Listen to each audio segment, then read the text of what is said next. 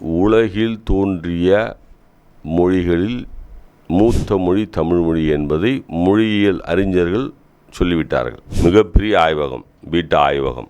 அந்த ஆய்வகம்தான் தொல்லியல் பொருள்களை ஆய்வு செய்து சொல்லக்கூடிய காலங்களை சொல்லக்கூடிய ஒரு மிகப்பெரிய ஆய்வகம்.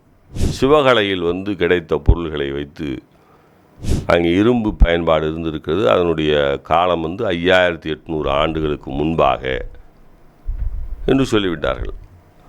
உலகத்தில் உள்ள தொல்லியல் அறிஞர்களுக்கெல்லாம் இதை அனுப்பி இந்த ஆய்வகம் இதை சொல்லுகிறதே, இதற்கு பிறகு ஏதாவது இதற்கு முந்தைய இரும்பு கண்டுபிடிக்கப்பட்டிருக்கிறதா எங்காவது என்றால் எங்குமே இல்லை. உலகத்தினுடைய தொல்லியல் ஆய்வாளர்களெல்லாம் சொல்லிவிட்டார்கள். ஆனாலும் நம்மால் ஒத்துக்க மாட்டேங்கிறார்.